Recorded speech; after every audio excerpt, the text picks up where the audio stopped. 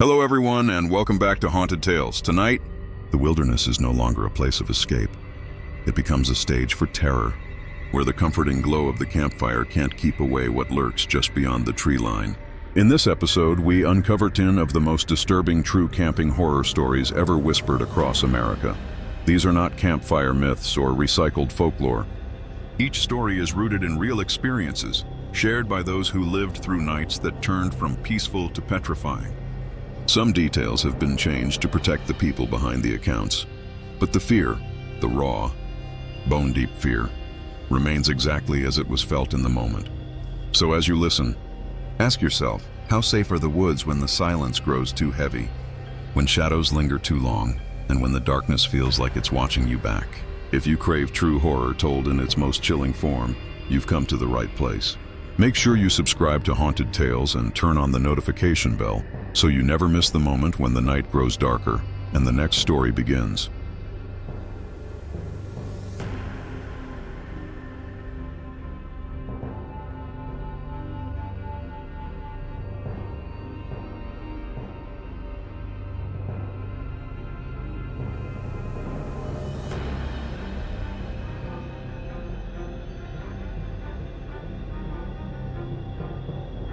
Black Hollow Trail in West Virginia is not a place people stumble across by accident. It isn't on the scenic hiking maps, and most GPS devices won't even register its path anymore. To reach it, you have to turn off the main road, drive 5 miles down a dirt track swallowed by weeds, and cross a rusted bridge that groans beneath the weight of your vehicle. When you finally park at the trailhead, you're greeted not by the sound of flowing rivers or singing birds, but by a stillness that feels unnatural, as if the forest itself is holding its breath. The trail was once a coal road, carved into the mountains in the late 1800s to serve the sprawling mines that tunneled deep into the earth. Men trudged up and down it every day, carrying pickaxes, shovels, and lanterns, their only light source in the choking dark of the shafts. Many never came back. Cave-ins were common, sometimes swallowing entire crews alive. Explosions turned miners into ash. Floods poured through the tunnels with such force that bodies were carried miles underground, never to be recovered. Widows wept, children grew up fatherless, and the Hollow gained a reputation for misfortune. But it wasn't just the deaths that made Black Hollow infamous. Families who lived in the mining town swore that after each accident, strange lights appeared in the woods at night, lanterns swaying between the trees far from any trail.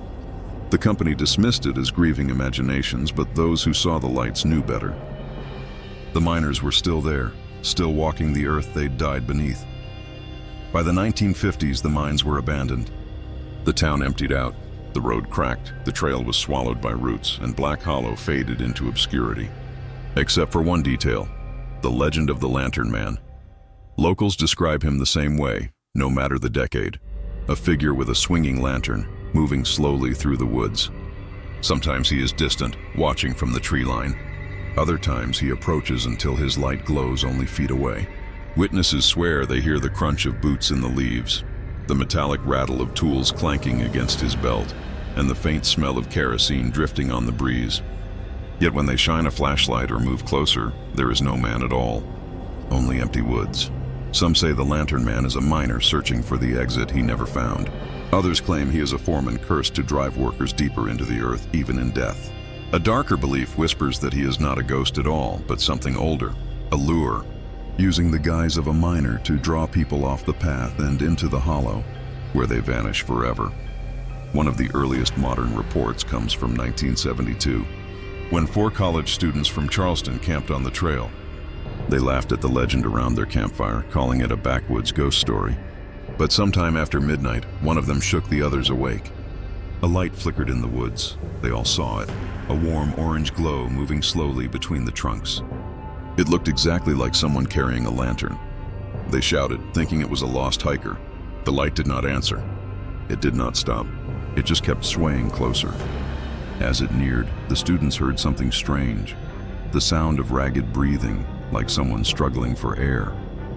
One swore later that he heard a cough, deep and hollow, as though lungs were filled with dust. They grabbed their flashlights, shining them toward the glow.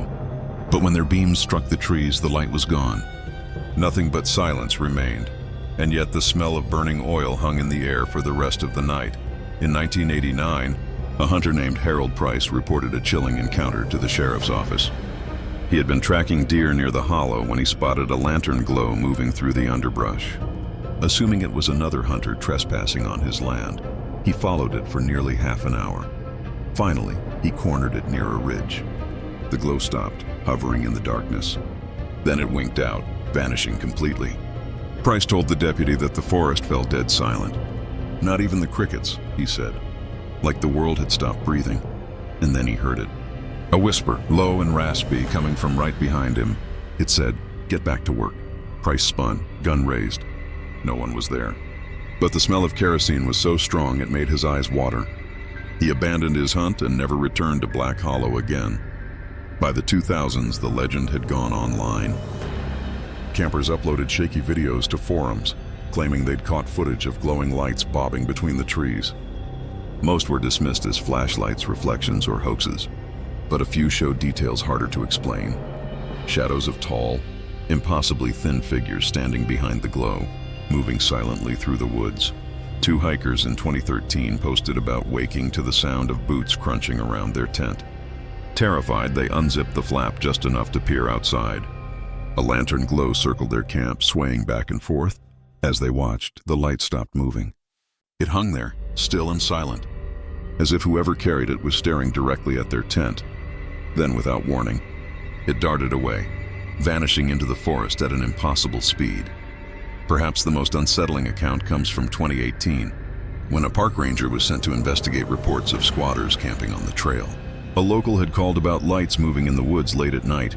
The ranger parked near the old mine entrance around 2:01 a.m. For 20 minutes, he saw nothing. Then the glow appeared, a lantern swaying in the dark, moving toward him. He shouted a warning, announcing himself as law enforcement. The light did not stop. It just kept coming. He raised his flashlight, expecting to see a person. Instead, he saw the outline of an old miner's helmet, rusted and broken, floating in midair. Beneath it was nothing but empty space. The lantern hovered for a second, then dropped straight to the ground without a sound. When he shined his flashlight, the lantern was gone. The ranger left immediately, filing a report, but refusing to patrol Black Hollow at night ever again. The lantern man doesn't appear to everyone. Some campers spend quiet nights in the hollow without incident, but those who see him describe the same sequence. The glow appears in the distance, swaying back and forth. It slowly approaches, sometimes accompanied by sounds of footsteps, coughing, or whispers. The closer it gets, the more overwhelming the smell of kerosene becomes. And then, just as it's about to reveal itself, it vanishes. The silence that follows is suffocating, as if the forest itself is listening. There are darker rumors too, whispered but rarely spoken openly. Stories of campers who followed the light, trying to catch whoever carried it. Of hunters who chased it deeper into the woods and never came back. Their camps found abandoned, their fires still burning, but no sign of the people who built them. Locals say those who follow the Lantern Man never return because he leads them underground. Back into the tunnels where he died, into the choking dark beneath the hollow. Today, the sheriff's office continues to receive reports of unexplained lights on Black Hollow Trail. They write them off as trespassers, pranksters, or campers with lanterns. But the reports never stop. Even now, hikers say they've seen a warm glow moving through the trees, always swaying, always approaching, never revealing who carries it. And if you camp there long enough, they say you'll smell it too. That faint, acrid sting of burning kerosene drifting through the night air. A smell that doesn't belong in a forest. A smell that means you're not alone. So if you ever find yourself on Black Hollow Trail after dark, and you spot a light moving between the trees, don't follow it. Don't call out. Don't even look for too long. Because once the Lantern Man notices you, he never forgets.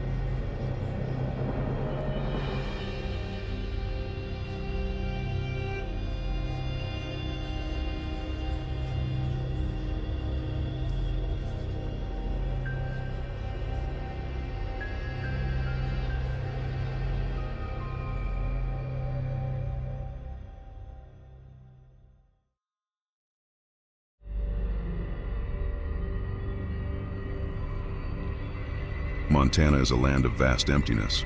Endless plains stretch out beneath skies so wide they feel like they could swallow the earth. Highways here cut straight through the wilderness, disappearing into horizons of white when winter comes. For campers and travelers, it can feel liberating during the day, but once night falls, when the cold closes in and the world falls silent, those same stretches of road become something else entirely. Deadwood Crossing is one of them. A lonely back road that winds through thick forest and open plains, connecting a handful of small towns. It earned its name long before the legends, back in the 1920s, when a blizzard froze a group of settlers to death as they attempted to cross with wagons. Since then, dozens of accidents have occurred here. Vehicles lost control on the ice, hunters stranded, hikers vanishing into the snow. Locals call it cursed.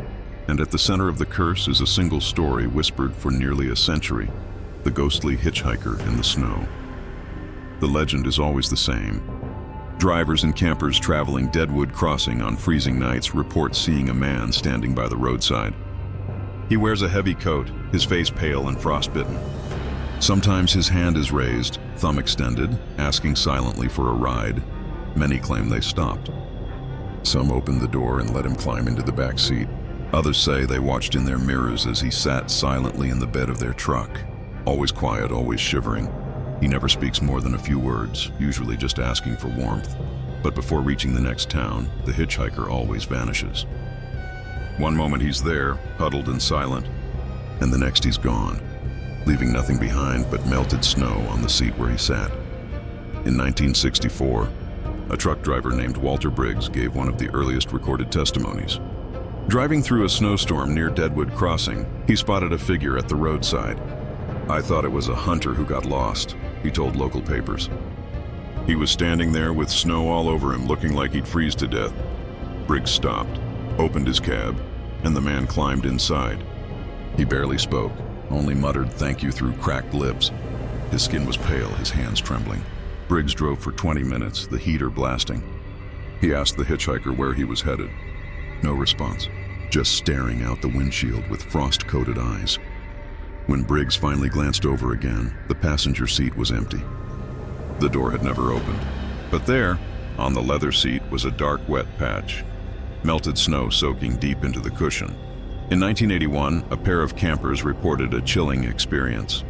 They had pulled off Deadwood Crossing during a sudden snowstorm, pitching a tent in the shelter of the trees. Around midnight, they heard footsteps crunching through the snow outside.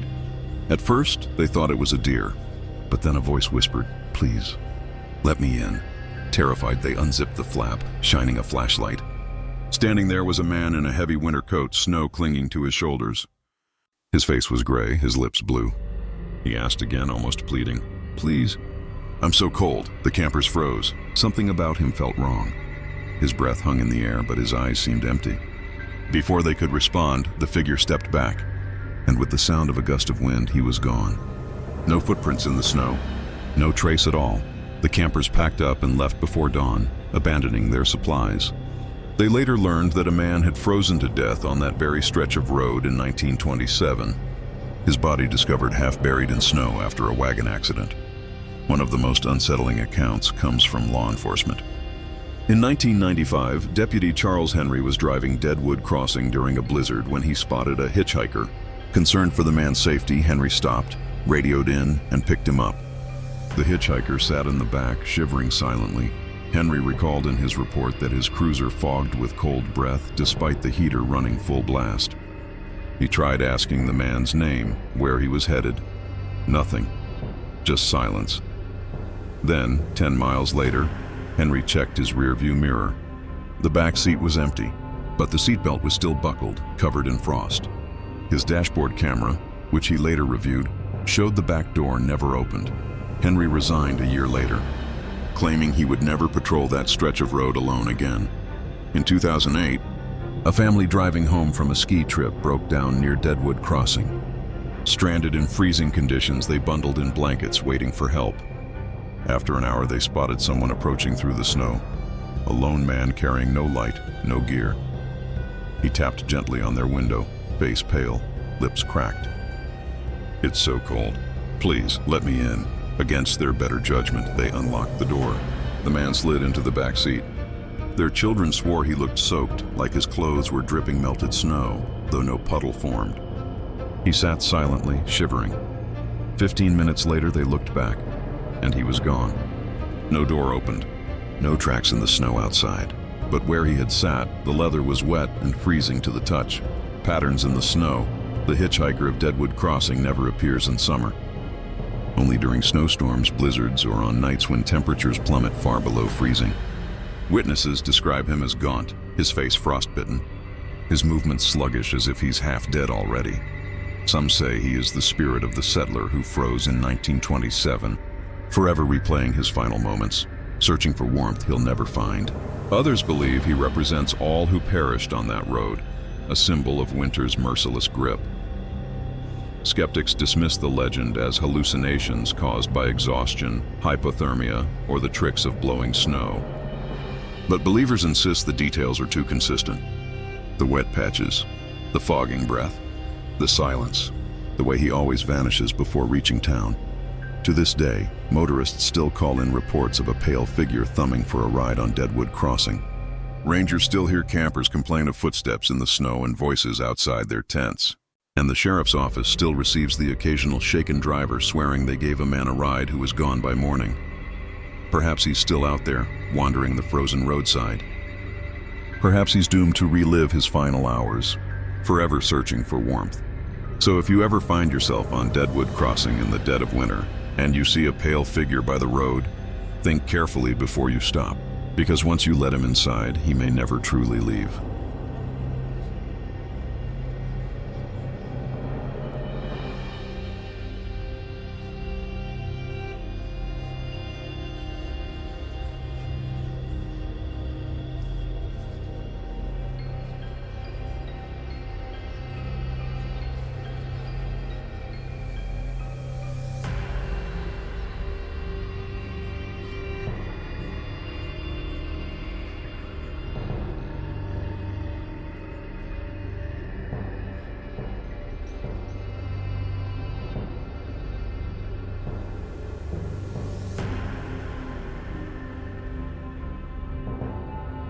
The ridge wasn't on most maps. If you asked a local about Ash Pine Ridge, they'd usually shift uncomfortably, change the subject, or tell you it was just another patch of forest.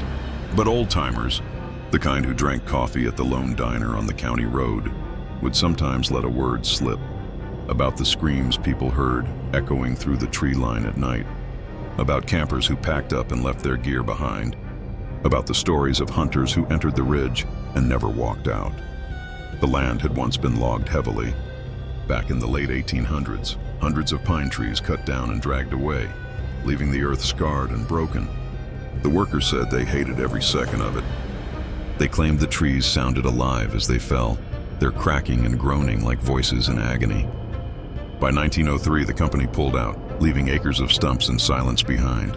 What grew back was a forest that felt wrong. Crooked pines, their bark dark and brittle, leaning toward each other in unnatural ways, as if whispering secrets only the wind could understand. Generations later, the ridge had earned its reputation. Hikers told of hearing wails that rose and fell like someone in mortal pain. Families on picnics spoke of laughter deep in the woods, even though they were alone. Locals swore that if you spent too long there after sundown, the forest itself would turn against you. One of the earliest recorded accounts came from a schoolteacher in 1937. She claimed she had been driving home late, her Model A bumping along the dirt road near the ridge, when she heard a woman screaming from the trees. She stopped, lantern in hand, and followed the voice. The forest was dead quiet until the scream erupted again, right behind her, so loud she dropped the lantern. She ran back to the car, refusing to look back, but she swore she felt eyes on her the entire way. The sheriff investigated the next day but found nothing. No prints, no body, no signs of anyone ever being there. Decades later, the stories hadn't faded. A group of college kids decided to camp there in the late 1960s. They wanted to prove the legends were just that, myths. By nightfall, they had a fire going, passing bottles and laughing about the so-called cursed woods. Around midnight, though, the laughter stopped. One of them swore she heard a low moan in the distance. Another said it sounded like a child crying. At first, they thought it was an animal, maybe a mountain lion. But then the sound grew louder, distinct, a human voice shrieking in agony. The group panicked, scattering in the dark. Two of them never returned. Search parties combed the ridge for weeks. Nothing was found, except for one of the missing boys' backpacks, shredded as though ripped apart by claws. To this day, locals say if you walk that trail at night, you'll hear his voice crying for help, forever trapped among the twisted trees. In 1994, a hunter named Robert King filed a report with the ranger station after spending a night on the ridge. He said the forest wasn't normal. The silence was too complete, broken only by sudden blood-curdling screams that seemed to circle his camp. He never saw who or what made them, but he described shadows flitting between the trees. Tall, human-like, but bent at the spine, moving with unnatural jerks. By dawn, he abandoned his camp, leaving his gear behind. Rangers who later found it said the tent looked like it had been slashed from the inside. Even law enforcement had stories. A deputy in 2006 admitted that during a search for a missing hiker, he heard his own name being called from the trees. At first, he thought it was his partner, but his partner was on the opposite side of the ridge. The voice called again, this time in the tone of his dead mother. He refused to enter the forest after that, transferring to a different county within the year. The strangest accounts, though, came from travelers who never planned to stop there at all. In 2011, a couple driving cross-country broke down near Ash Pine Ridge. With no cell service, they decided to walk the edge of the woods until they reached the nearest gas station. The woman later told authorities that as they walked, they began hearing faint singing. It was a lullaby, soft, sweet, drifting through the pines. She remembered humming along, almost in a trance, until her partner grabbed her and shouted that the singing was coming from ahead. But there was no one there. That night, they tried sleeping in the car while waiting for help. Around 2 a.m., they were awakened by tapping on the windows. When they looked, no one was there, just the trees swaying. Then, slowly, from every direction, screams erupted at once, shaking the glass. They drove the car on its last fumes, leaving their belongings behind.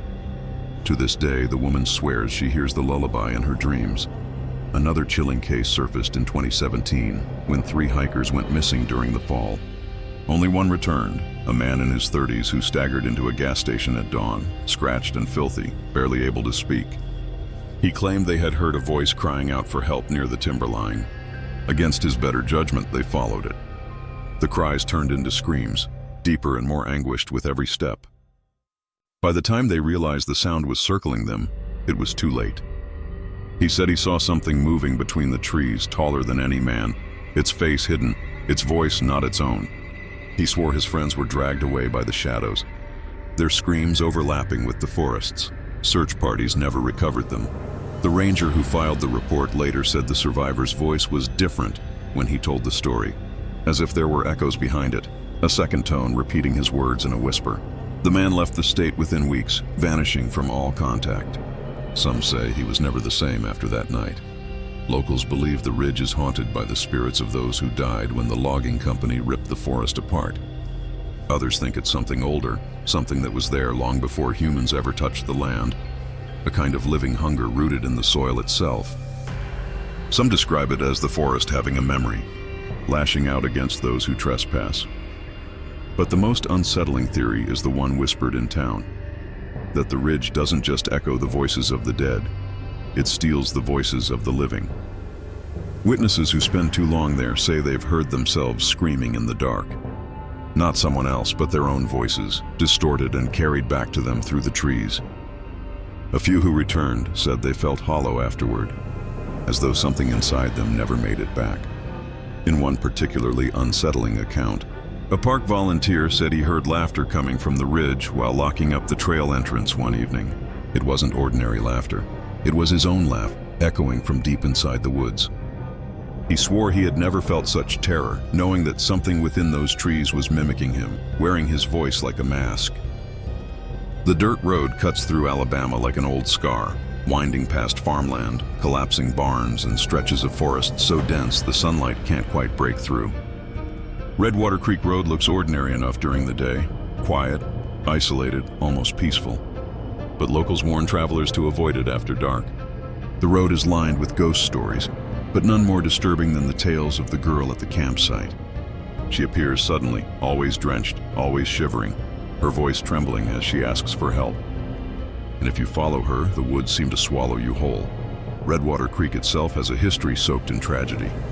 In the late 1800s, a small settlement grew along its banks, built around logging and a sawmill. But the creek was unpredictable. Heavy rains often flooded the lowland, drowning livestock and sometimes taking lives with it. In 1892, a schoolhouse downstream was destroyed in one of the worst floods in Alabama's history. Several children were swept away. Their bodies never recovered. The town eventually withered, the sawmill abandoned, the families scattering to safer ground. The road that remained became known as Redwater Creek Road, the only reminder of what was lost. For decades, drivers traveling at night claimed to see strange shapes by the roadside, dim lights flickering between the trees, or figures moving in the periphery of their headlights. Some brushed it off as fatigue. Others swore they saw people standing by the road, only for them to vanish when the car slowed. But it was in the 1950s when the stories began to take a more specific and chilling shape. A farmer returning home late one summer evening saw a girl on the roadside, no more than 12 or 13, her dress torn, her hair plastered to her face as though she had been pulled from the water. She asked him in a small voice if he could take her to her parents. Concerned, he opened the truck door, but before he could help her climb inside, she was gone. He swore he had felt her cold fingers brush his arm, wet and clammy, before they disappeared completely. By the 1970s, campers began reporting encounters at the small fishing spots along the creek. Groups who stayed overnight claimed they heard weeping near their tents, soft and pitiful, like a child crying for her mother. Some followed the sound and found a girl standing barefoot at the edge of the clearing, dripping wet, staring into the woods. If approached, she would turn and vanish into the trees. A few unlucky campers claimed that when they tried to follow, they became hopelessly disoriented. Paths they had walked earlier seemed twisted and unfamiliar, as though the forest itself had shifted to trap them. One of the most terrifying incidents occurred in 1988. A group of 3 friends set up camp near the creek for a weekend of fishing. On the second night, just after midnight, they heard movement outside their tent. Thinking it was an animal, they ignored it until a voice broke the silence. A girl's voice, faint, trembling, calling for help. One of the men unzipped the tent and stepped outside with a flashlight. He saw her immediately, standing by the water's edge. She was soaked to the bone, her dress clinging to her small frame, her skin pale under the beam of the light. She whispered, "Please come with me." He followed without thinking, as though compelled.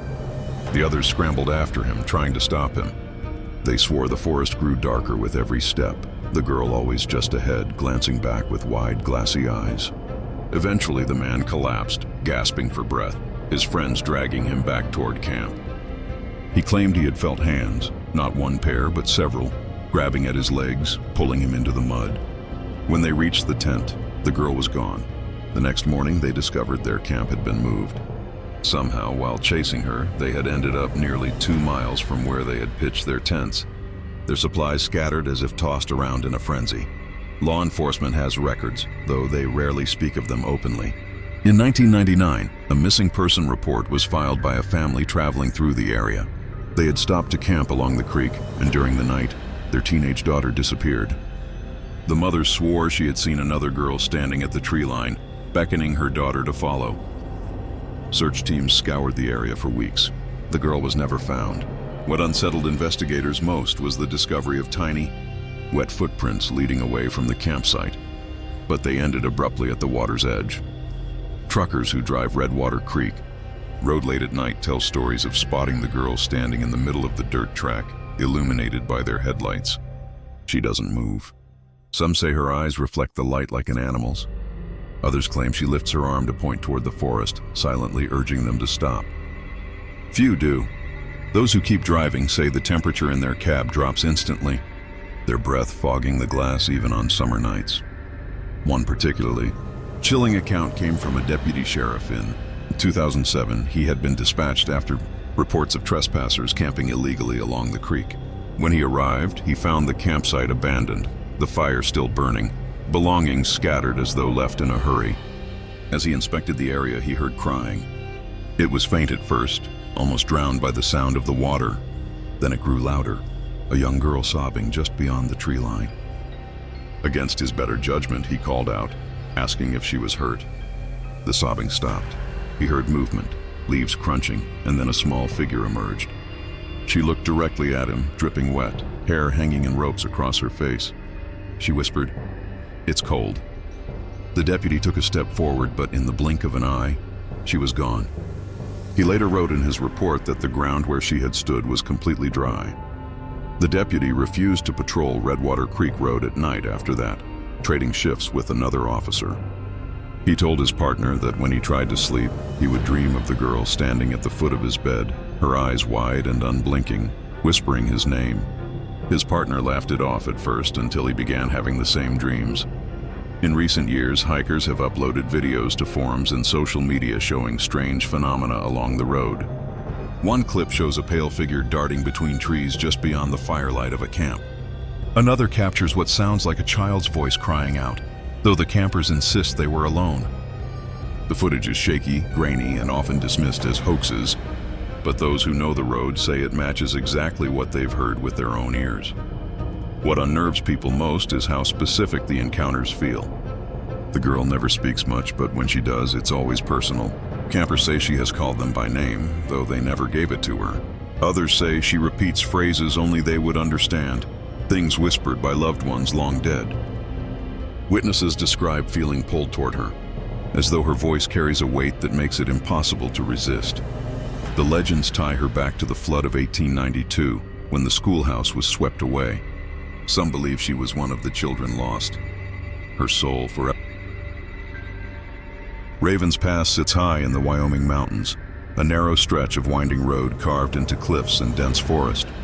It isn't well traveled, not unless you know the shortcuts hunters use or the remote campsites scattered along its ridges. By day it can look beautiful, with sweeping views of snow-capped peaks and streams cutting through valleys. But by night, Ravens Pass is another world entirely. The road grows silent, the forest pressing in tight, the stars swallowed by the thick tree canopy. It's here, deep in the backcountry, that travelers report something unnerving, the glow of campfires burning in the dark where no one should be. The phenomenon has been documented for nearly a century. Drivers winding the pass after sundown sometimes see it through the trees, a small, flickering light, just far enough away to resemble a lantern or a fire. It looks warm, inviting, the kind of glow that makes you think of company and safety. But those who step off the road to investigate say the experience is anything but comforting. The earliest account dates back to 1924, when a trapper named Elijah Cole swore he saw smoke rising between the pines as he hiked through the pass. Curious, he followed the trail until he spotted a group sitting around a fire. But something about them was wrong. They didn't speak, didn't move naturally, their bodies stiff like mannequins frozen mid-gesture. When Elijah called out, they turned to look at him all at once, their faces lit by the flames. He described them as pale, their mouths moving soundlessly. Terrified, he ran back to his cabin, refusing to hunt the pass again. Through the decades, the stories multiplied. Truckers driving late at night said they saw fires glowing in the distance, only for them to vanish the moment they pulled over. Hikers claimed they came across ash circles in clearings, still warm, even though no one had been there. One ranger in the 1950s found a ring of stones stacked neatly around burnt logs, but the logs were wet, impossible to light in that weather. When he returned the next morning, the clearing was empty, the stones scattered as though no fire had ever existed. The most chilling accounts involve those who followed the light. In 1979, a young couple, Daniel and Marissa, decided to camp along the pass despite warnings from locals. On their first night, they noticed a glow flickering through the trees about 100 yards from their tent. At first, they thought it was another group of campers. But as the hours passed, the fire never dimmed, never shifted. Around midnight, Daniel grew uneasy and decided to investigate. He promised Marissa he would only be gone a few minutes. She waited and waited. The firelight outside seemed to grow brighter, pulsing against the walls of the tent. By the time Daniel returned, he was pale, trembling, unable to speak. He finally told her he had followed the glow into a clearing. At its center burned a fire, but there was no wood feeding it, only a heap of blackened bones. Around it sat several figures, their bodies slumped, faces obscured. When he stepped closer, they raised their heads in unison. Their eyes, he said, glowed like embers. He ran without looking back. They left the pass before dawn. Weeks later, Daniel developed fevers and hallucinations. He said he could still see the fire burning every time he closed his eyes, the figures watching him from across the flames. Marissa claimed he began waking in the night, walking outside as if searching for something. One morning he never came back. His body was never found. In 1995, a group of backpackers from Colorado disappeared while hiking Ravens Pass. Their tents were discovered neatly pitched, sleeping bags unrolled, food half prepared as though they had planned to return. But the campfire at the center of their site was strange. The wood burned down into ash, yet no one could find footprints leading away. Locals whispered that the backpackers had seen another fire and followed it, drawn deeper into the woods until they never found their way out. Sheriff's records reveal a disturbing consistency in these cases. The phantom fire always seems to lure its victims. Witnesses describe feeling a pull, as though their bodies moved on their own, a warmth in their chest, a sudden conviction that stepping toward the glow is the right choice. Many survivors say they don't remember deciding to follow the fire at all. They just suddenly found themselves walking, as if compelled. One trucker named Henry Blake told his story in 2009 after nearly losing his life on the pass. He was driving late one night when he spotted a fire flickering at the roadside clearing. Exhausted, he pulled over, thinking maybe another driver had stopped to rest. But when he stepped out of the cab, the fire seemed farther away, deeper in the trees. Without understanding why, he began walking toward it. He swore he could hear voices, low and rhythmic, like chanting. The forest felt warmer, the air thick with the smell of smoke. By the time he realized he had walked nearly half a mile, the fire was gone. He was alone in the pitch dark, his truck nowhere in sight. It took him hours to find the road again. By then, the sun had risen. But Henry was changed. He refused to drive the pass after that, and he told fellow truckers the fire had wanted him. Not invited him, wanted him. He believed if he had taken one more step, he would never have come back. The most recent encounter made local news in 2018, when a pair of hunters filmed something on their phones. The video, shaky and grainy, shows a fire glowing through the trees. At first it looks normal, but as they approach, the flames shift color, turning blue, then white. The men can be heard whispering nervously before gasping in shock. The fire seems to swell outward, stretching like a living thing. Dark shapes move around it, rising and falling. Suddenly, the fire blinks out, plunging them into total darkness. The video ends with the sound of one of the men screaming. Only one of the hunters returned. He was found wandering near the highway the next morning, clothes singed, skin blistered as though burned, though he swore he had never touched the fire. When asked about his friend, he broke down, insisting that the fire had taken him. The body was never recovered. What makes Ravens Pass so frightening isn't just the fire itself, but what comes after. Survivors often describe lasting effects, hallucinations of flames flickering in mirrors, the smell of smoke haunting their homes, dreams of figures sitting silently around a fire that never goes out. A few even claim to hear crackling sounds at night, as if embers were burning just beyond their bedroom doors. Folklore in the area ties the phenomenon to an old legend of the Crow people, who once warned settlers never to light fires on the ridge. They believed the mountain was home to spirits that fed on flame, using it as a doorway to enter the world of the living. When settlers ignored the warnings and built logging camps, accidents followed. Entire crews were said to vanish overnight, their campfires left smoldering in empty clearings. Skeptics dismissed the stories as tricks of light, swamp gas, or exhaustion-induced hallucinations. But even they can't explain the ash circles that rangers still find from time to time, blackened stone rings in the middle of the woods. With no footprints nearby, no evidence of wood, and no explanation for how they burned. Travelers on Ravens Pass continue to report the glow of distant fires. Sometimes they vanish as quickly as they appear. Other times, they seem to follow the driver for miles, weaving through the trees like a will-o'-the-wisp. Those who resist the temptation to stop say they feel an overwhelming sense of dread, like being watched. Those who don't resist often vanish without a trace. The locals say one thing with certainty: if you see a fire burning on Ravens Pass at night, keep driving.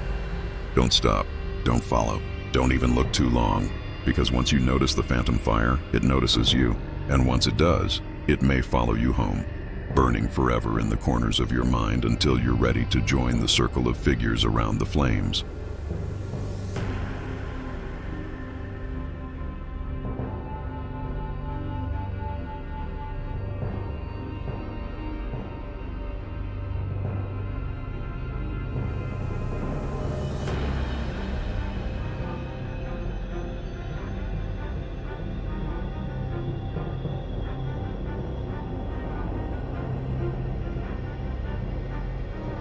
Hollow Bend Trail winds through a stretch of thick woodland in northern Maine, a place where the fog rolls in heavy from the marshes and clings to the trees like cobwebs. Even during the day, the air feels damp and muffled, as though sound doesn't travel properly. Locals say the trail has always had a strange pull. Something about the silence, the way footsteps seem swallowed as soon as they're made. Hikers describe the unsettling sensation of being watched, as if dozens of unseen eyes follow them from the mist. But the most chilling stories come at night, when fog drapes across the trail and curtains so thick the trees vanish, and travelers swear they hear the laughter of children echoing faintly through the woods. The earliest reports date back to the late 1800s, when Hollow Bend was a dirt path used by loggers and trappers. One journal from 1873 mentions tiny voices calling out in the dark, like babes lost in the reeds. The writer dismissed it as owls or the wind, but he also admitted that he packed up camp early the next morning and never returned. A decade later, a farmer's wife was found wandering the trail barefoot and confused. She claimed she had been searching for children who were calling for her in the fog. No children were ever found, and she never recovered her sanity. As the years passed, the legend of the children grew. Some said they were the spirits of kids lost to the marshes, swallowed by quick mud during a particularly harsh flood season. Others whispered that the trail had been the site of something darker, an orphanage fire in the late 1800s that left dozens dead, their cries still echoing through the trees. Whether or not those stories are true, the fact remains. Hikers, hunters, even seasoned rangers report hearing the same thing. High-pitched giggles, soft voices, and the patter of small feet moving just beyond sight. One of the most disturbing accounts came from 1939. A truck driver named Walter Hicks pulled over near the trail to rest after midnight. He claimed that as he dozed in his cab, he was awakened by a tapping at his window.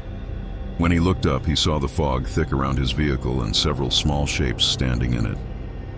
They looked like children, though their faces were indistinct, blurred by the mist. One pressed its hand to the glass.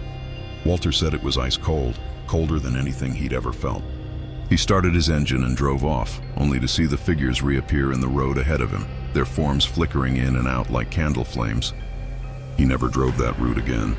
Decades later, in 1972, a pair of hikers named Carol and Denise spent the night camping near Hollow Bend.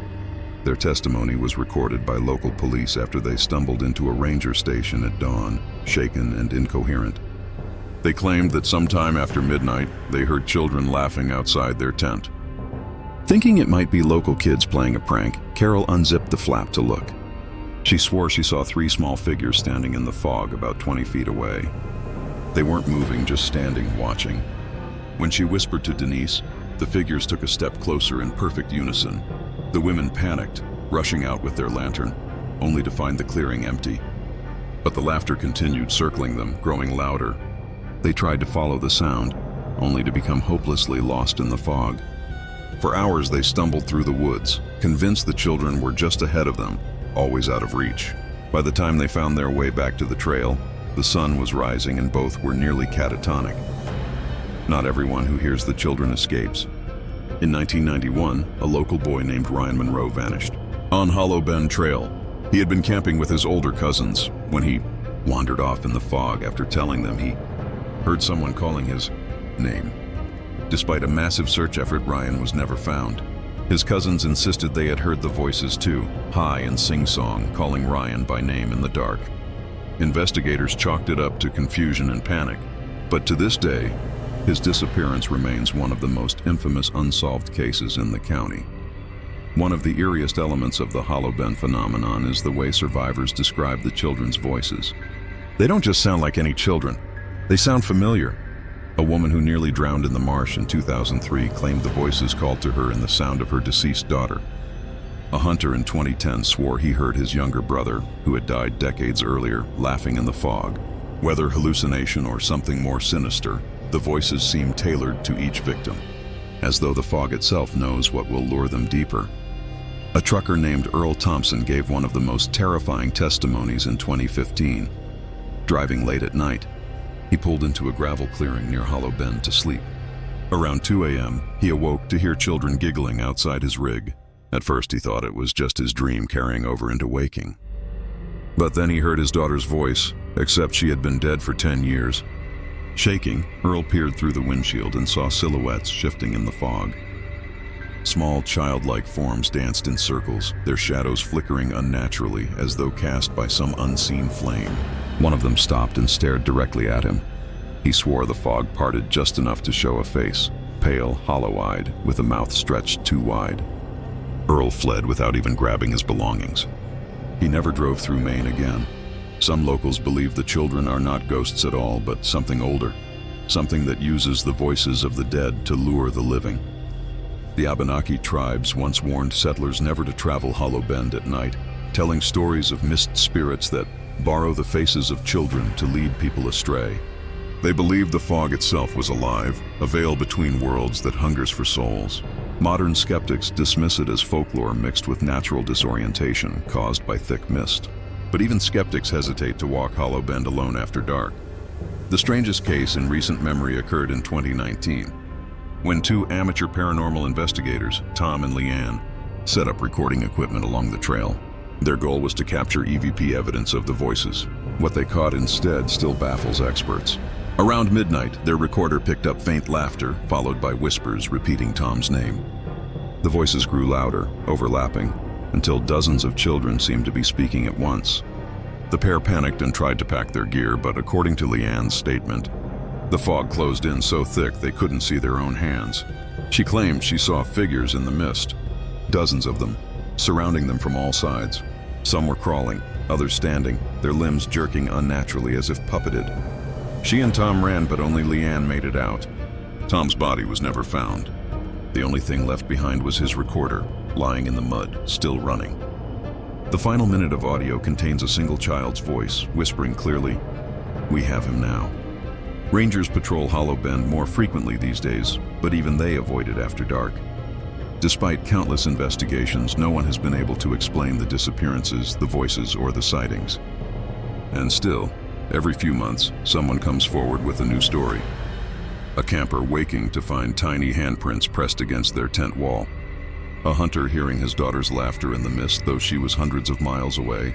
A driver glimpsing small figures darting between trees in his headlights.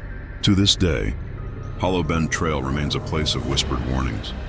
Travelers are told the same simple rule: if the fog thickens and you hear the sound of children laughing, do not answer. Do not follow. Do not look for them, because once the fog knows your name, it will never stop calling.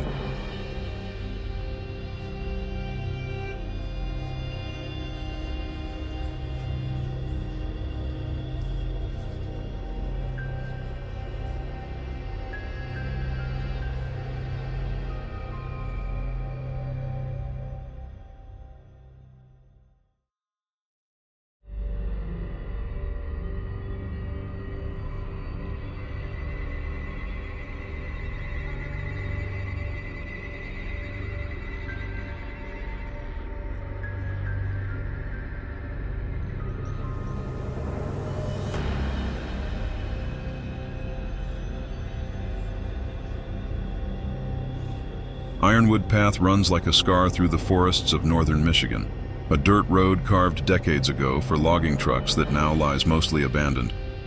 The trees here are dense and towering, their branches interlocking high overhead, so even at midday the trail feels dim. At night the darkness is absolute, the kind that seems to press against your skin. Locals avoid the path after sundown, and not without reason. For nearly 60 years there have been reports of campers who vanish without explanation, their belongings left behind as though they had stepped away for only a moment, never to return. The first recorded disappearance happened in the summer of 1963. 3 college students from Detroit decided to spend a long weekend hiking Ironwood. They were last seen buying supplies at a gas station in town. Days later, rangers discovered their campsite deep along the trail. Tent pitched, sleeping bags unrolled, food half prepared, and a small fire still smoldering. But the students were gone. Search teams combed the woods for weeks, finding no bodies, no signs of struggle, not even footprints leading away. It was as though the forest had swallowed them whole. After that, more stories trickled in. In 1978, a family of 4 disappeared in similar fashion. Their station wagon was parked at the trailhead, their campsite intact. Investigators found toys scattered near the fire, marshmallows skewered and half-roasted, but no sign of the parents or the children. Locals whispered that the family had joined the others, absorbed into Ironwood like so many before them. By the 1990s, Ironwood Path had developed a reputation. Hikers spoke of a strange silence in the woods, the way birdsong and insects seemed to stop at once. Some claimed they felt watched, though they never saw anyone. A few even reported waking in the night to find their campfire burning higher than before, flames crackling unnaturally loud, sparks rising into the trees like a signal. When they checked their fire pit in the morning, the wood was unburned, the ashes cold. One of the most chilling accounts came from a hunter named Paul Reeves in 1994. He had set up camp near the path, hoping for a week of solitude. On his third night, he awoke to the sound of voices outside his tent. He thought it was other campers, but when he stepped out, the clearing was empty. The voices, however, continued, soft, hushed, as though dozens of people were murmuring just beyond the tree line. Paul built up his fire for comfort, but the glow only seemed to make the surrounding woods darker. He swore he saw figures moving just beyond the circle of light, too many to count, all standing motionless between the trees. By morning, he packed up and left, never hunting Ironwood again. Disappearances continued. Some campsites were found with belongings neatly arranged, as if abandoned mid-meal. Others looked hastily deserted, gear scattered, tents ripped. In every case, the campers themselves were gone without a trace. Police records show that at least 32 people vanished between 1963 and 2018, though locals insist the number is higher. The strangest detail shared across nearly all reports is the fire. Survivors and investigators alike mention finding campfires burning where none should be. Logs stacked too neatly, flames too steady, smoke rising without scent. Some fires burned in the exact center of trails, forcing travelers to walk around. Others blazed in clearings where no wood was present. Even more disturbing, rangers documented several cases where the fire was still burning days after the campers had supposedly vanished, with no sign of fuel keeping it alive. In 2007, a group of 4 college friends set out to spend a weekend at Ironwood, documenting their trip on handheld cameras. Only one of them returned. His name was Kyle Bennett, and his testimony was nearly incoherent when officers found him staggering out of the woods at dawn, clothes torn, eyes wild. The recovered camera footage remains sealed by police, but leaks describe terrifying images. The group around a campfire, laughing when suddenly the flames flare violently, bathing their faces in white light. In the background, shadows seem to move independently, tall shapes circling the camp. One of the students screams as the camera falls, and the footage ends with the crackling of fire and a chorus of low voices. Kyle insisted his friends were pulled into the fire, though no bodies were ever recovered. The disappearances might be easier to dismiss as accidents if not for the consistency of witness accounts. Survivors all described the same progression: a growing unease, silence in the forest, firelight burning where it shouldn't, and finally the presence of others, shadowy figures, never fully visible, standing just beyond reach. A trucker named Joe Marks nearly became another statistic in 2016 when he decided to sleep in his cab after pulling over near the path. Around 1 a.m., he was woken by orange light flickering through the windshield. Thinking it was headlights, he sat up. But outside, through the trees, he saw what looked like half a dozen campfires burning in a perfect line down the trail. Each fire flared brighter in sequence, one after another, like signals. Joe swore he saw silhouettes moving between them, tall, gaunt shapes that didn't move like people. He left immediately, flooring the accelerator until he was miles away. For months afterward, he dreamed of fire, waking in a sweat to the smell of smoke in his house, though nothing was burning. Folklore has tried to explain Ironwood's curse. Some say the land was sacred ground for the Ojibwe, desecrated when loggers cut it bare in the early 1900s. Others claim a group of miners vanished here in the 1800s, their souls trapped to wander. A darker legend insists the fires belong to something ancient, a spirit that lures travelers with warmth only to consume them, leaving nothing behind. Whatever the cause, locals rarely step foot near the trail. The most recent case came in 2021, when 2 brothers, avid campers, decided to prove the legends false by live streaming their weekend at Ironwood. Their broadcast began normally, setting up camp, joking, cooking over a fire. But as night fell, viewers noticed strange details. Shadows flickered oddly behind the brothers as if someone else was moving near the fire. At one point, the audio picked up faint voices, though the brothers seemed not to hear them. Hours into the stream, the feed showed both men staring into the fire in silence, their eyes glazed, bodies stiff. One of them finally whispered, "Do you hear them?" Before the camera toppled into the dirt. The live stream cut out moments later. Search teams found their campsite the next morning. The tent was upright, food still on the stove, gear scattered around. But the fire was the strangest part. Flames still burned, yet the wood was untouched, unblackened, as though the fire fed on nothing. The brothers were gone, their tracks vanishing a few feet from the clearing. The stream archive disappeared from the platform within hours. What lingers about Ironwood isn't just the number of missing, but the eerie consistency of their final moments. Fires burning where they shouldn't, voices murmuring from the darkness, figures watching from the tree line, and then nothing. Just silence and absence, as though the forest itself erases the living. Travelers still pass near the path from time to time, but they move quickly. Widow's Creek Crossing sits tucked away in rural Kentucky, where a narrow wooden bridge arches over a sluggish stream.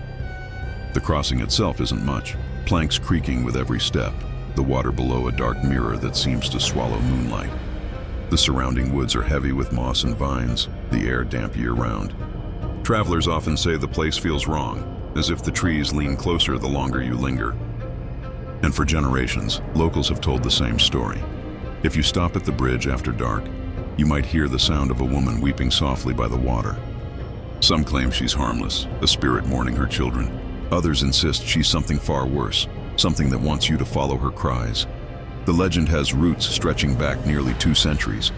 In 1834, a woman named Mary Carver was said to have drowned herself and her 2 children in the creek after her husband never returned from the Civil War. Neighbors claimed she went mad with grief, walking the bridge night after night, waiting. When his body was never found, Mary leapt into the water with her children tied to her waist. The current carried them downstream, and though their bodies were eventually recovered, locals whispered that Mary never truly left. Soon travelers reported hearing sobs near the creek at night, the sound of someone crying beneath the bridge. By the late 1800s, the stories had intensified. Men riding home from town swore they saw a woman in white standing at the water's edge, long hair dripping, her face hidden by shadows. Those who stopped to help her often described a sudden chill in the air, the creaking of the bridge, though no one else was near. More than one horse bolted across in terror, nearly throwing its rider into the creek.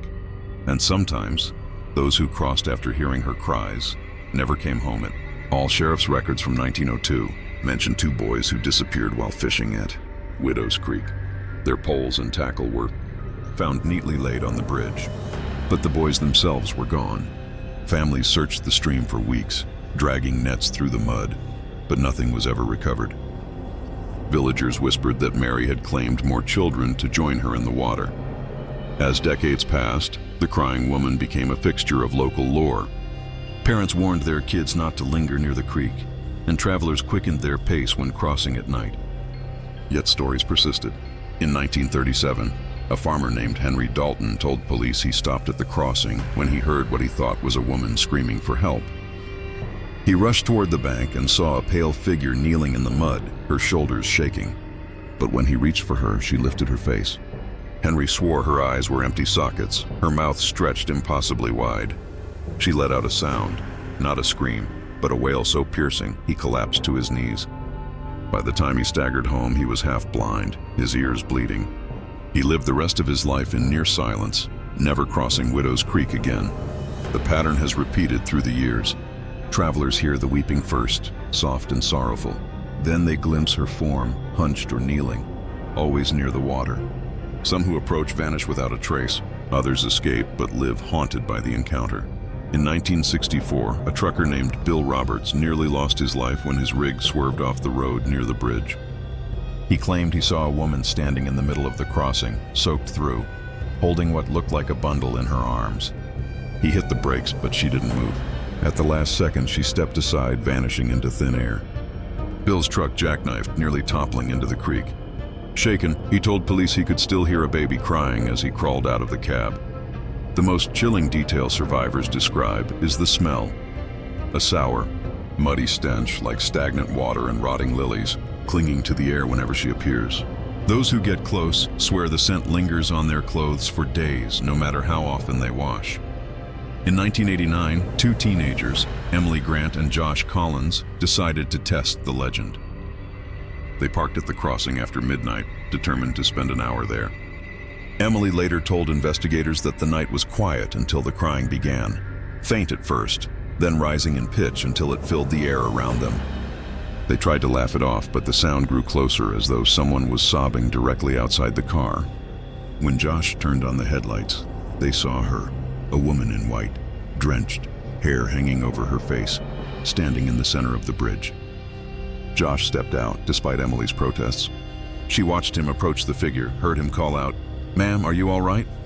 The woman didn't move. When he touched her shoulder, Emily said she saw his body jerk violently, like he'd been shocked. He let out a strangled cry before collapsing. Emily bolted from the car and dragged him back, but when she looked toward the bridge again, the woman was gone. Josh survived, but he never spoke about what he saw that night. His friends said he was never the same. He stopped laughing, stopped smiling, and refused to go out after dark. Within a year, he left town.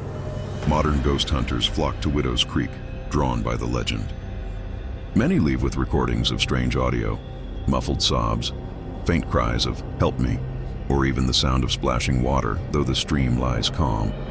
In 2014, one investigator claimed he captured a photograph of the woman standing behind him in the reflection of the creek. He said he hadn't noticed her at the time. Weeks later, he drowned in a nearby river under mysterious circumstances.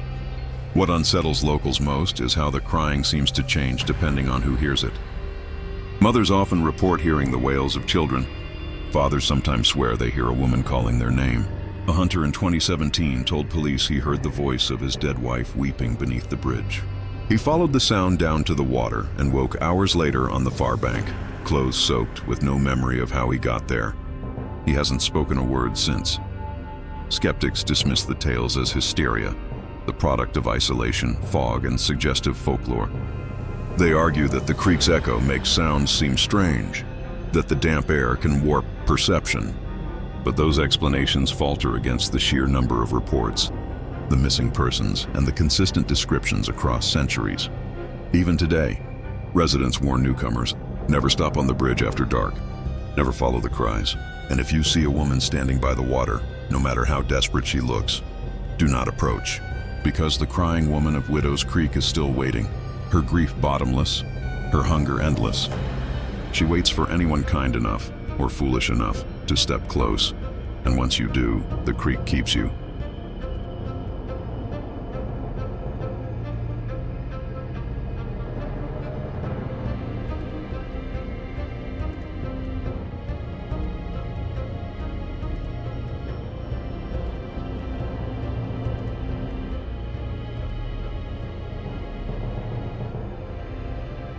Ashpine Ridge is one of those forgotten places tucked deep in the Appalachian Highlands, where winding roads cut through black pine forests and sheer cliffs rise like jagged walls. The ridge itself is a barren stretch, rocky and windswept, where trees grow twisted, their branches clawing at the sky. Locals avoid it at night, muttering that the wind there doesn't sound natural. To them, it carries voices, whispers, wails, sometimes screams that rise and fall as though carried by more than air. They call it the Howling Ridge, and the stories attached to it are enough to keep even seasoned hunters from venturing near after dark. The earliest written account dates back to the late 1700s, when settlers moving west recorded in their journals that the ridge was haunted by spirits that shriek in the night. One family abandoned their cabin there after just 2 winters, claiming they woke nightly to the sound of wolves clawing at their door. But when they opened it, no tracks were ever left in the snow. Some nights they swore the howling wasn't wolves at all, but voices calling their names. The family fled, leaving everything behind. When neighbors later investigated, they found the cabin undisturbed, except for claw marks gouged into the wood from floor to ceiling, as though something had tried to tear its way inside. By the 1830s, Ashpine Ridge was nearly abandoned. Travelers cutting through at night told of shadows that didn't belong, dark figures pacing the tree line, vanishing when approached. Some described hearing footsteps behind them, perfectly in sync, stopping when they stopped. A few never returned at all. One diary found decades later, belonging to a trapper named Samuel Price, detailed his last winter on the ridge. The final entry read simply, "They are at the door again. The howling will not stop. If I go silent, know that I walked into it." Samuel was never seen again. Folklorists later tied the stories to a legend of a massacre that took place on the ridge during conflicts between settlers and native tribes. According to oral histories, an entire village was slaughtered there, their cries carried on the wind for days. The land, locals say, remembers blood. Some believe the voices are the spirits of the dead, eternally calling out. Others insist the ridge hides something older, something that uses the cries to lure the living into the dark. One of the most disturbing modern encounters came in 1962. A pair of brothers, Daniel and Robert Hayes, were driving back from a hunting trip when their truck broke down on the ridge. It was near midnight, the air frigid, fog curling over the road. They decided to wait for dawn, huddled in the cab. Around 2 a.m, Daniel recalled, they heard it, a long, mournful howl so deep it rattled the glass. At first they thought it was a wolf, but the sound rose higher, splitting into something that almost resembled a scream. Robert swore it carried words, a woman's voice calling, "Help me!" Against his brother's protests, Robert climbed out to investigate. Daniel sat shaking in the cab, watching his brother's flashlight bob along the road. Then he heard footsteps circling the truck, slow and deliberate. The howling swelled, now from all sides, echoing through the trees. Daniel slammed the locks down, shouting for Robert to come back. When the flashlight finally appeared again, it was lying in the middle of the road, flickering. His brother never returned. Daniel was found the next morning, half frozen, claw marks raked across the metal of the truck. Search parties scoured the ridge for weeks, but Robert's body was never found. Daniel spent the rest of his life in and out of psychiatric hospitals, screaming about shadows that whispered his name. Other accounts tell of hikers who hear the voices of loved ones calling from the woods, even when they know those people are nowhere near. In 1985, a college group decided to camp on the ridge as part of a folklore project. One of the students, Allison Reed, wrote that the first night was uneventful, but by the second, the howling began. She described it as hundreds of voices, all layered, all crying at once like a choir of the damned. Around midnight, one of her classmates, Jeff, claimed he heard his mother calling him from the tree line. Despite their protests, he grabbed a lantern and wandered off. They heard him shouting, insisting he saw her, that she was hurt. Then his screams cut off. The group found only his lantern lying in the moss. Allison later reported that, as they fled, something followed them. Tall shapes moving just out of sight, their footsteps heavy on the rocks. Audio recordings from Ashpine Ridge have only deepened the mystery. Paranormal investigators in the 1990s brought high-powered equipment, hoping to capture the infamous howls. One team's tape revealed a chilling sequence, the sound of wind, then a low moan that built into what seemed like dozens of voices chanting in unison. At one point, the recording captured a clear whisper, "Stay." Moments later, the tape cut to static. The team abandoned their expedition and refused to release the full recording. What unnerves even skeptics is the physical evidence left behind. Vehicles parked on the ridge are often found scratched, deep grooves carved into paint and metal. Hunters report carcasses of animals torn apart but never eaten, as if shredded for sport. And those who linger too long sometimes wake to find their belongings rearranged, as though something invisible had rifled through them. One chilling case from 2009 involved a local man named Harold Jenkins. He often dismissed the legends as nonsense and claimed he would spend a night on the ridge to prove everyone wrong. He brought a tent, a lantern, and a recorder. His family found the tent days later, shredded from the inside. His lantern lay smashed and the recorder still worked. The tape captured hours of silence, then suddenly, at 2:14 a.m., the sound of heavy breathing. Then a voice whispered Harold's name again and again, growing louder until it was drowned out by a shriek so inhuman it made seasoned officers turn pale. Harold's body was never found. Black Hollow Pass winds like a snake through the Smoky Mountains, a forgotten two-lane road that seems to vanish from most maps. The asphalt is cracked, overgrown in places where the forest has begun reclaiming it. Tall sycamores arch overhead, their branches forming a tunnel that swallows headlights whole. The pass has a reputation among locals as a place where time itself falters. Watches stall, cell phones lose signal, engines sputter, and worse than the mechanical failures are the stories. Tales of travelers stepping onto the pass and never returning, as if swallowed by a darkness deeper than the woods themselves. The earliest whispers of Black Hollow date back to the 1800s, when traders called it the Lost Road. They claimed the path confused compasses and made horses uneasy. Men would ride in at dusk and sometimes not emerge until days later, shaken, unable to explain where the time had gone. A few never returned at all. One account from 1849 describes a man who left to fetch supplies and returned 3 weeks later, claiming he had only been gone a single night. He was found wandering near the pass, clothes torn, face gaunt, eyes vacant. He muttered about the figures on the road and the silence that wasn't silence.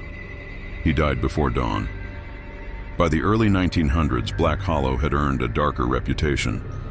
Families driving through at night reported the world outside their windows falling strangely still. The cicadas stopped humming, wind vanished, and even the ticking of dashboard clocks froze. More than one traveler claimed that when the road went quiet, the shapes appeared. They described tall, faceless figures standing among the trees, watching the cars as they passed. Most sped up and never looked back, but a handful stopped, and those were the ones who didn't return. Sheriff's records from 1927 detail one of the most chilling disappearances. A young couple, James and Clara Morris, vanished on their way to a family gathering. Their car was later discovered idling in the middle of Black Hollow Pass, doors wide open, headlights pointing into the trees. The engine was still running, though the gas tank had long been drained. There was no sign of struggle, no footprints leading away. The only oddity was the dashboard clock, frozen at exactly 11:47 p.m. The case was never solved, and to this day, the Morris family grave bears no date of death. Only the words, "Lost on the Pass." Through the mid-20th century, the legends grew. Truckers swore by CB radio that Black Hollow stole time. One, in 1958, reported that he drove the same 2-mile stretch for over an hour, watching the same twisted sycamore tree pass his headlights again and again, though he never turned the wheel. Others claimed they saw people walking in the road at night, dressed in old-fashioned clothing, only for those figures to vanish when the beams touched them. The most disturbing accounts, though, come from those who made it back, but changed. In 1973, a man named David Rowe told police he pulled over on the pass when his car broke down. He remembered stepping outside, hearing nothing but his own heartbeat. Then the figures appeared. He described them as tall, black silhouettes lining the tree line, dozens of them, unmoving. He tried to shout, but his voice made no sound. Then, one by one, the figures stepped closer, their movements too smooth, too slow, like film played at the wrong speed. He blacked out. When he woke, it was daylight. His car was gone, replaced with an abandoned Model T, rusted through as if it had been sitting there for decades. David staggered out of the woods and was found by hikers. His family said he was never the same, his sense of time shattered. He died within the year, insisting that the figures were still following him. In 1999, 2 paranormal investigators, Richard Holt and Melissa Crane, set up cameras along Black Hollow to capture evidence of the strange phenomena. Their last footage was recovered from a camcorder found near the roadside. At first it showed only the dark forest, headlights illuminating the cracked asphalt. Then the audio cut. No crickets, no rustle of leaves, only silence. A minute later, shapes began appearing in the distance. Slender, impossibly tall silhouettes lining the road one after another. The cameraman's breathing grew frantic, the lens shaking as if he were running. The tape ended abruptly, the final frame frozen on a single figure standing inches from the camera, featureless face filling the screen. Neither Richard nor Melissa was ever found. What makes Black Hollow so feared isn't just the disappearances, but the way it toys with those who return. Survivors report missing time, hours, days, sometimes weeks unaccounted for. Others claim they never truly left. A woman in 2012 told authorities she still hears the road at night, no matter where she is. She'll wake to find her watch stopped at 11:47, her phone frozen, and for a moment she'll see the outline of the trees against her window, as if Black Hollow has followed her home. The atmosphere itself is a predator. People who drive through describe an oppressive weight pressing against the windshield, shadows stretching across the road even when no headlights are behind them. Some swear they see figures walking parallel to their cars, keeping pace just beyond the tree line. If they speed up, the figures do too, and every account agrees. Once the silence falls, it's already too late. Skeptics chalk it up to exhaustion, the tricks of isolation, or the mind playing against itself in the dark. But there is one detail that even doubters can't explain. Every abandoned vehicle ever found on Black Hollow Pass, from the Morris family's sedan to Richard and Melissa's van, bears the same mark scratched into the glass, a handprint. Always larger than human, fingers too long, pressed from the inside. Modern GPS rarely routes through the pass, as if the system itself avoids it. Locals refuse to drive it, even in daylight. The road still exists, cracked and overgrown, winding into the Smokies like a scar. But travelers say if you find yourself there by mistake, you'll know. The trees will lean in, your dashboard clock will falter, and the world will grow so still, it feels like you're the only living thing left. And if you hear nothing at all, no insects, no wind, no sound but your own pulse, keep your eyes on the road. Do not stop. Do not look at the tree line, because the moment you notice them, the figures will notice you, and once they do, Black Hollow Pass does not always let you leave.